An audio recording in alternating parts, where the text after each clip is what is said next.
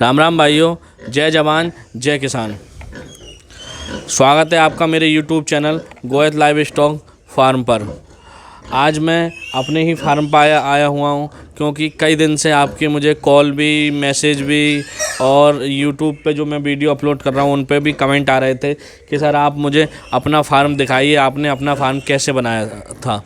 तो सबसे पहले मैं आपको बताना चाहता हूँ भाइयों कि मैंने जब इस लाइन में इस पिगरी की शुरुआत की थी, मैंने भी YouTube देखकर ही अपना फार्म शुरू किया था। मेरे यहाँ भी फार्म थे नहीं, अगर फार्म थे भी तो उनकी मुझे जानकारी नहीं थी। तो मैंने YouTube पर किसी की वीडियो देखी, तो उनकी वीडियो से ही जो मैंने उसमें देखा कि किस हिसाब से किस साइज़ का बन रहा है। बहुत से लोग थे पहले जो बता देते थे कि किस साइज़ का फार्म बनाया है, किस साइज़ के खाने बनाए हैं। तो उस टाइम मैंने देखकर और बाकी जो मेरे उस टाइम मन में आया, मैंने अपना फार्म शुरू कर लिया। तो मैं ये बताना चाहता हूँ भाइयों कि जितनी समस्या इस फार्म में अब मुझे आ रही है, मैं नहीं चाहता कि मैं जो आपको डिटेल दूँ आप भी ऐसे ही बना लें और आगे चल के आपको भी वो समस्याएं आएँ। तो फार्म अभी मैं आपको दिखाऊंगा और आपको ये मैं पूरी बात भी बताऊंगा कि इसमें क्या क्या चेंजिंग करनी है।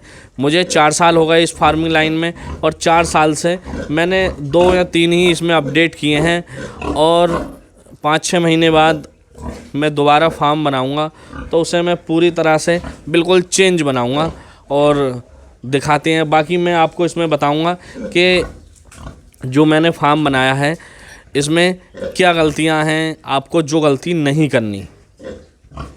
तो सबसे पहले तो मैं भाइयों आपको बताऊंगा कि मैंने स्टार्टिंग जो की थी अपने फार्म की, वो की थी 15 फीट पूरी एक जगह ली थी, एक एरिया लिया था 15 फीट। 15 फीट में 3 फीट मैंने गैलरी ले ली। अब वो जो 12 फीट आगे जगह बची, 12 फीट के मैंने जो खाने बना लिए। तो स्टार्टिंग में तो मैंने 7 बाई 12 के खाने बनाए थे, 7 फीट चौड़ाई, 12 फीट लंबाई। अब 7 बाई 12 के जो मैंने खाने बनाए थे, मैं आपको दिखा दूं कि देखो, ये वो खाने हैं जो मैंने 7 बाई 12 के बनाए थे। राम राम भाइयों, जय जवान जय किसान। स्वागत है आपका मेरे YouTube channel Goyat livestock farm पर। आज मैं अपने ही फार्म पर आया हुआ हूँ, क्योंकि कई दिन से आपके मुझे कॉल भी, मैसेज भी और YouTube पे जो मैं वीडियो अपलोड कर रहा हूँ उन पे भी कमेंट आ रहे थे कि सर आप मुझे अपना फार्म दिखाइए, आपने अपना फार्म कैसे बनाया था। तो सबसे पहले मैं आपको बताना चाहता हूँ भाइयों कि मैंने जब इस लाइन में इस पिगरी की शुरुआत की थी, मैंने भी YouTube देखकर ही अपना फार्म शुरू किया था। मेरे यहाँ भी फार्म थे नहीं, अगर फार्म थे भी तो उनकी मुझे जानकारी नहीं थी। तो मैंने YouTube पर किसी की वीडियो देखी, तो उनकी वीडियो से ही जो मैंने उसमें देखा कि किस हिसाब से किस साइज़ का बन रहा है। बहुत से लोग थे पहले जो बता देते थे कि किस साइज़ का फार्म बनाया है, किस साइज़ के खाने बनाए हैं।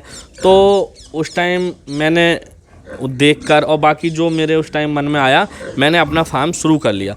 तो मैं ये बताना चाहता हूँ भाइयों कि जितनी समस्या इस फार्म में अब मुझे आ रही है, मैं नहीं चाहता कि मैं जो आपको डिटेल दूँ आप भी ऐसे ही बना लें और आगे चल के आपको भी वो समस्याएं आएँ। तो फार्म अभी मैं आपको दिखाऊंगा और आपको ये मैं पूरी बात भी बताऊंगा कि इसमें क्या क्या चेंजिंग करनी है। मुझे 4 साल हो गए इस फार्मिंग लाइन में, और 4 साल से मैंने 2 या 3 ही इसमें अपडेट किए हैं, और 5-6 महीने बाद मैं दोबारा फार्म बनाऊंगा तो उसे मैं पूरी तरह से बिल्कुल चेंज बनाऊंगा और दिखाते हैं। बाकी मैं आपको इसमें बताऊंगा कि जो मैंने फार्म बनाया है इसमें क्या गलतियां हैं, आपको जो गलती नहीं करनी। तो सबसे पहले तो मैं भाइयों आपको बताऊंगा कि मैंने स्टार्टिंग जो की थी अपने फार्म की, वो की थी 15 फीट पूरी एक जगह ली थी, एक एरिया लिया था 15 फीट। 15 फीट में 3 फीट मैंने गैलरी ले ली। अब वो जो 12 फीट आगे जगह बची, 12 फीट के मैंने जो खाने बना लिए। तो स्टार्टिंग में तो मैंने 7 बाई 12 के खाने बनाए थे, 7 फीट चौड़ाई, 12 फीट लंबाई। अब 7x12 के जो मैंने खाने बनाए थे मैं आपको दिखा दूं कि देखो ये वो खाने हैं जो मैंने 7x12 के बनाए थे। ये वो खाने हैं जो मैंने 7x12 के बनाए थे। इसकी चौड़ाई ये 7 फीट है और ये गहराई इसकी 12 फीट है। तो ये देखिए, ये मैंने स्टार्टिंग में 5 खाने बनाए थे। तो इसमें सबसे ज़्यादा मुझे समस्या क्या है कि हम इसमें ज़्यादा जानवर नहीं रख सकते और एक ये प्रॉपर मादा की डिलीवरी के लिए भी ये नहीं है, क्योंकि इनकी चौड़ाई कुछ कम है मेरे हिसाब से। अब जो आप जितने भी नए फार्मर भाई हैं, जो आप इस मेरी वीडियो को देख के या खुद आप जो नया काम शुरू करें, तो उसमें जो इन केज की जो चौड़ाई है 12 ठीक है। आप 12 की जगह 11 फिट कर सकते हैं, लेकिन जो लंबाई जो है 12 की जगह आप 11 कर सकते हैं, लेकिन 8-7 की जगह आप 10 फीट चौड़ाई रखें, जिससे एक मादा की डिलीवरी के लिए बहुत ही अच्छा खाना बने। फिर दूसरी चीज़, मैंने सबसे बड़ी जो गलती की कि मैंने अपने फार्म पर पानी की कोई फिटिंग नहीं की। देखिए ये सब मेरे पानी की धुलाई के लिए हैं और ये इस टाइप की एक खाने बना दिए। ये देखिए, जिससे क्या दिक्कत आती है कि एक तो इसमें साफ़ सफाई में बहुत ज़्यादा दिक्कत आती है। दूसरी, अगर इसमें निप्पल वाला सिस्टम लगा हुआ होता, देखिए, तो हमें इतनी ज़्यादा दिक्कत नहीं आती और हमारे पशुओं भी थोड़े बीमारी से बचते। तो मैं यही कहना चाहूँगा भाइयों कि अब जो आप इस लाइन में आओ और आप इस लाइन में आने के बाद जो फार्मिंग शुरू करो, तो आप सबसे पहले प्रॉपर निप्पल सिस्टम लगाकर ही पशुओं के पानी की व्यवस्था करें। उससे एक बहुत बड़ा फ़ायदा है कि बच्चे का फीड खाने के बाद जितना मन करेगा वो उतना पानी पिएगा, साफ़ ताज़ा साफ़ सुथरा पानी पिएगा। अब हम इसमें क्या है कि इसमें पानी कर देते हैं और इसमें टॉयलेट भी इसी में, कभी बहुत सारी गंदगी इसमें ही होती है, फिर उसे पानी भी वही पीता है। जब गंदगी का पानी जाता है तो पशुओं में बीमारी भी होती है। तो जितने भी नए फार्मर भाई हैं, मैं उनसे कहना चाहता हूँ कि सूअर फार्म में सबसे पहला काम बजट का है। बजट में आप फार्म बनाएं तो पानी का ड्रिप सिस्टम ही लगाएं, पानी टोंटी ही लगाएं, ताकि पशु को बीमारी ना आए। आप इतना बजट ज़रूर लेके चलें ताकि बिल्कुल भी आपको इन चीज़ों का सामना ना करना पड़े जो मैंने किया है। अब ये जो 5 खाने हैं, ये 5 खाने मैंने बनाए थे सबसे पहले। उसके बाद जो मैंने बनाया वो आपको दिखाता हूँ। उसके बाद इधर ये मैंने 6 खाने बनाए।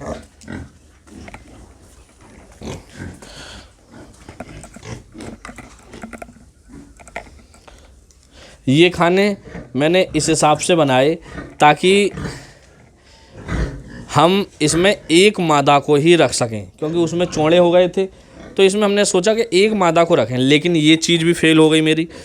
इसमें क्या हुआ कि ये पतले ज़्यादा बन गए खाने। हमने इनकी लंबाई 6 कर दी, चौड़ाई 12, लंबाई 12 ही रहने दी और इसकी चौड़ाई 6 कर दी ताकि एक मादा रह सके। अब इसमें क्या है,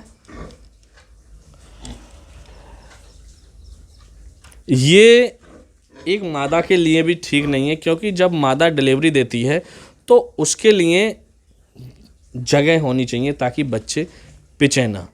अब हमने क्या सोचा, मन की ये कम खाने जो है एक मादा के एक के लिए एक बना देंगे, लेकिन ये भी हमारा है काम फेल हो गया।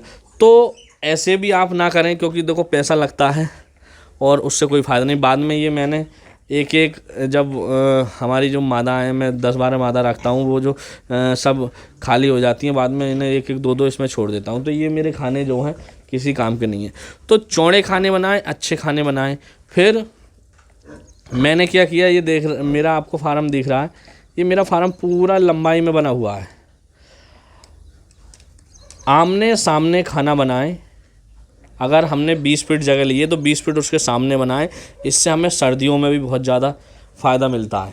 फिर बहुत सारे भाई कहते हैं कि टीन का क्या है, टीन का तो अपने ऊपर है, जैसे तुम्हें फ़ायदा मिले। ये मेरी 8 फीट की टीन है, टीन से मुझे कोई दिक्कत नहीं है, टीन मेरी बहुत ठीक है। फिर अब मैं एक चीज़ और दिखाता हूँ आपको। ये मेरा गेट है।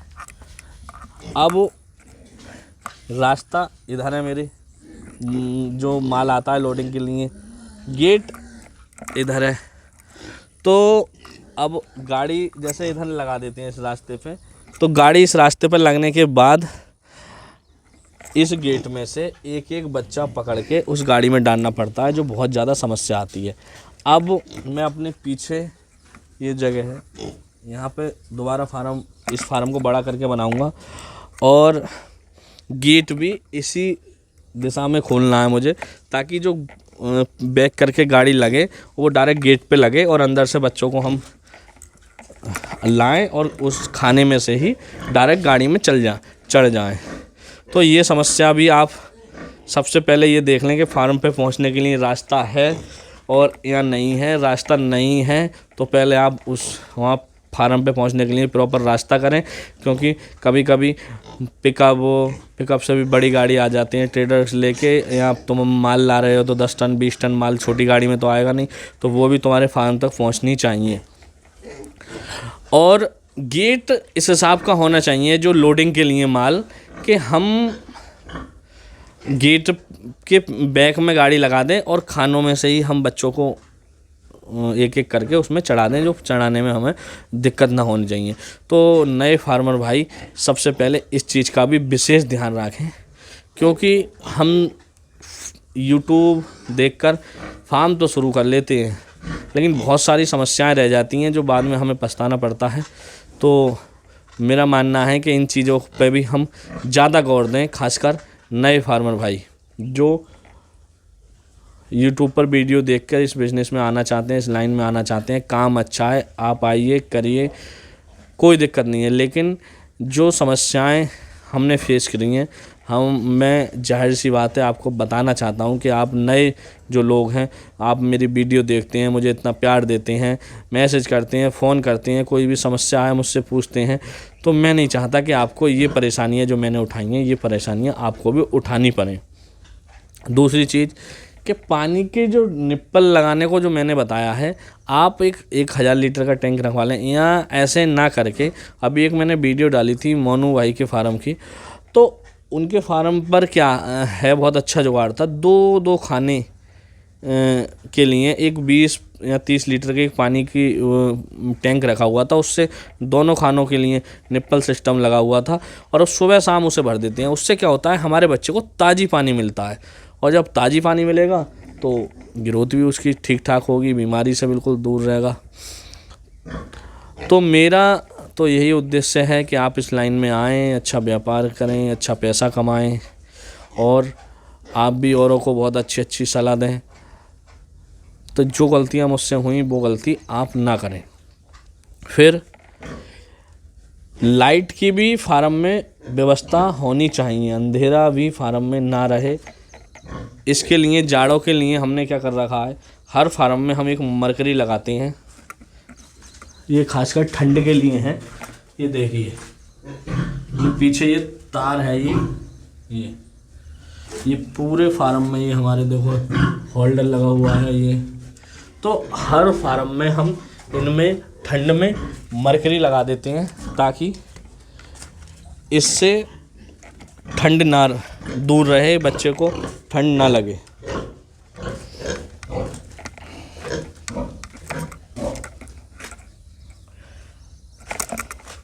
गेट, जो ये गेट हैं, बहुत अच्छी क्वालिटी के गेट बनवाएं फार्म के। कभी कभी ये होता है कि इनसे बच्चे लड़ते हैं, गेट टूट जाते हैं। मैंने कई फार्म पे विजिट भी किया था और वीडियो में भी देखा है कि बच्चे फार्म की दीवारें तोड़ देते हैं, खानों की दीवारें तोड़ देते हैं। तो मैं उन भाइयों से कहना चाहता हूँ, पता नहीं लोग कैसे गेट बनवाते हैं। मैंने तलसा ईंट से अपनी 4 इंची की मसाले से दीवारें बनवा रखी हैं, और मेरे फार्म पे आज तक 4 साल में 5 साल में किसी ने भी एक भी खाना नहीं तोड़ा है। क्यों? उसकी एक वजह और है। खाने तोड़ने की एक वजह एक ये भी है कि फार्म पर लोग जानवर ज़्यादा रख लेते हैं, खाने के लिए कुछ नहीं दे पाते, तो बच्चे भूखे रहते हैं, बड़े जो जानवर होते हैं वो भूखे रहते हैं, फिर जिससे गेट या दीवारें तोड़ देते हैं वो। अगर आप अपने फार्म पर टाइम टू टाइम और अच्छी खुराक के साथ दाना दे रहे हैं तो आपके फार्म पे कोई भी नुकसान जानवर नहीं करेंगे। तो इस लाइन में आने के लिए तो सब तैयार हैं, लेकिन सबसे मेन काम बजट की है। पैसा बहुत ज़्यादा लगता है और पैसे में कंजूसी ना करें। दाने में अगर आप कंजूसी करेंगे खिलाने में तो आपको नुकसान होगा ही होगा। तो भाइयों, आप देखते रहें मेरे चैनल पर नई से नई वीडियो, नई से नई जानकारी मैं आपको देता रहूँगा आपके साथ। जो भी आप मुझे कॉल करके जो भी मुझसे समस्या, जो भी जानकारी आप मुझसे पूछते हैं मैं आपको बताता हूँ। अगर मेरी वीडियो अच्छी लगी हो तो वीडियो को लाइक करें, शेयर करें, सब्सक्राइब करें। धन्यवाद भाइयों।